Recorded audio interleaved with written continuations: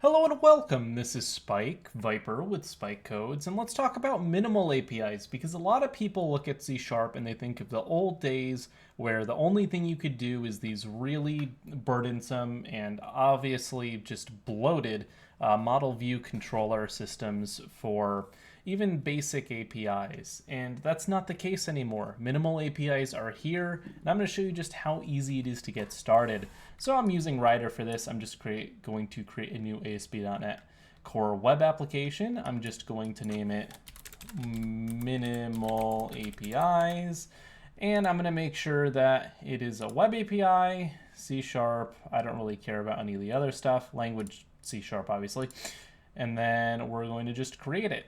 So this is going to drop me with a basic example where we have program.cs. We have a weather forecast thing here, which is going to not be needed, so we're going to delete it. There's going to be some controllers, the weather forecast controller. We don't really need this either. And as you can see, this is what the controller people are used to looks like, right? We have an API controller, there's a root, there's this class that's going to be instantiated each time this get is hit, and it's a lot. It's unnecessary for a lot of things. So we're going to actually delete the entire controllers folder because you don't need to use controllers anymore. And what we're going to do is we're just going to go ahead and we're going to write, we don't need to map controllers because we're not going to use any. We're just going to do app.map get ping, throw in a lambda, and then just have it return pong.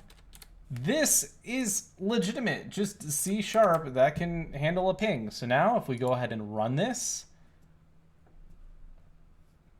we're going to have to wait a second for it to compile.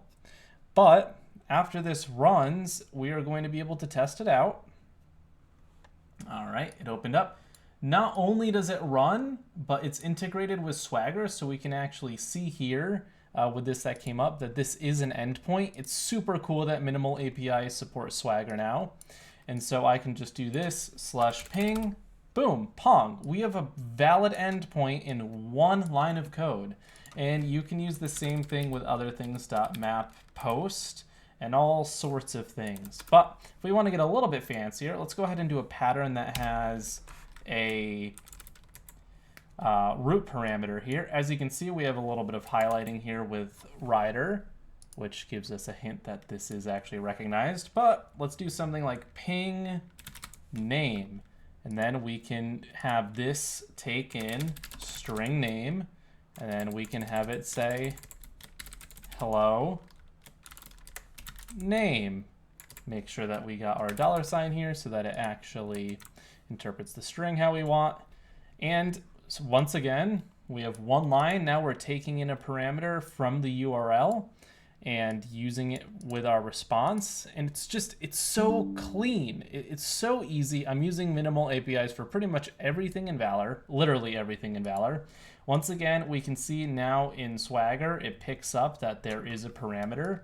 But if we go ahead and do /ping, and what did I do? Yeah, /ping/Kobe.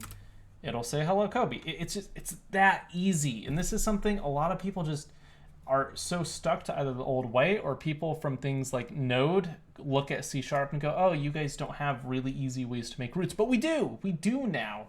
And not only that, but we can do things like service injection, right? So we can actually dependency inject into this. So let's go ahead and create a service. We're going to do this whole thing in under 10 minutes. So ready, add class. We'll just call this hello service. And hello service will just do, let's say it will have a public string get hello. And the entire thing it does is it just generates that hello string. Would you actually need this? No, but this is an example. So now what we're going to do is we're going to go over to the services, and we're going to do builder.services.add singleton, and we're going to add our hello service. All right.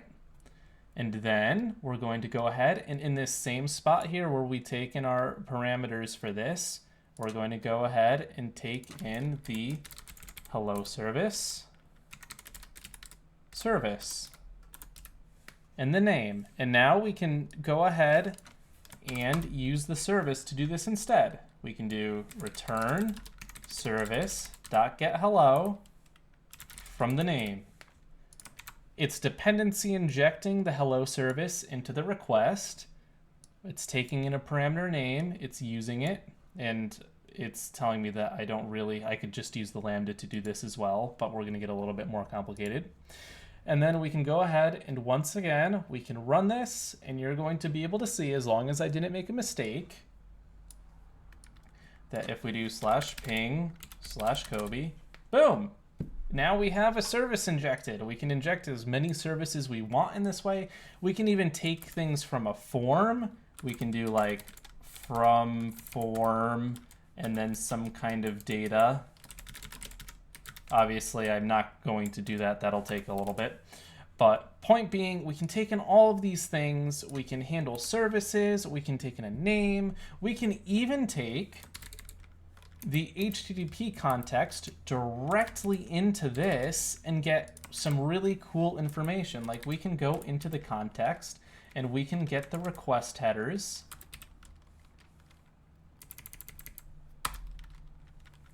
Let's go ahead and just do var headers equals JSON serializer dot serialize. I'm gonna have to import that. Serialize, so we can serialize the headers, and then we can go ahead and just append that to a new line. All right. So now we'll see all of the headers that we're using as well.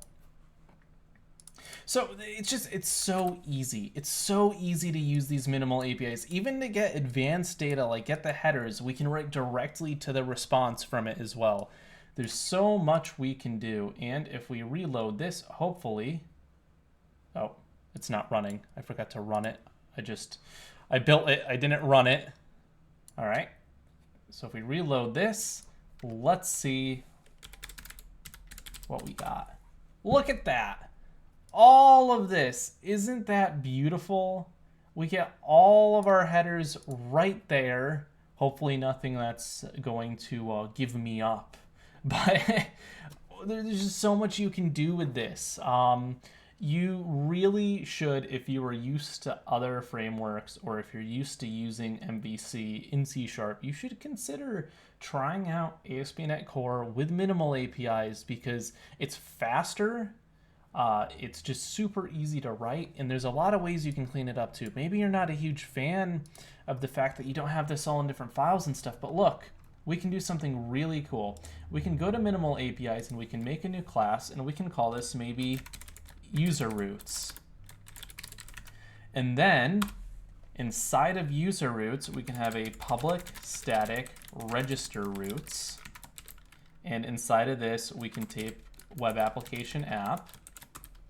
And inside of here, we can go ahead and actually take this. So then we do user roots dot, why is it angry? Because I have to make this static, and this is angry because, oh, wait, why is this angry? Static constructor, it's not a constructor. Am I going, oh, I'm stupid. I forgot to put the void in. Yeah, that's not it. It doesn't really matter if this is static or not.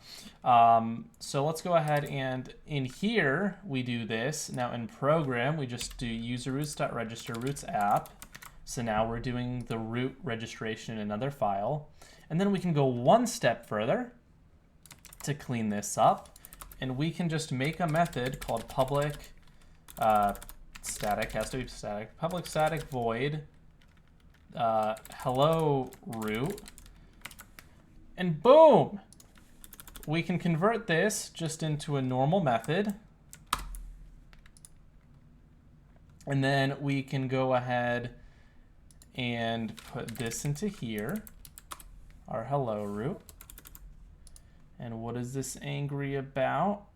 Returned, oh, yeah, this is going to be a string now that it's returning because that's what it's sending back. And boom, look at that. Now we have a class where we can add all of the user roots. We can add all of the roots, the actual definitions to the top, and then we can have a method for each. And then the program class is nice and clean, and we just have a line to register the roots. And look, it's still gonna work. It's gonna work, and it registers these roots once at app startup. So basically, it's just making a single, delegate from this. It's not creating an instance every single time you hit the root. It's very efficient, and it is just beautiful. Still works, see? Still works. And I bet you it's going really fast too, even in development mode for such a simple root and minimal APIs. It's, yes, that nice 11 milliseconds, 1 millisecond to actually get the document. Yeah, point being, there's basically zero overhead on these minimal APIs. They can do all the cool things, take in the HTTP context, take in services, you can do your dependency injection, you can take in parameters, you can use the cookies, just use it, try it. Try it. Look, 90% of the routes you make probably could be done in a minimal API. So just give it a shot. It's so simple and so clean, so fast. All right, see you all next time. Bye.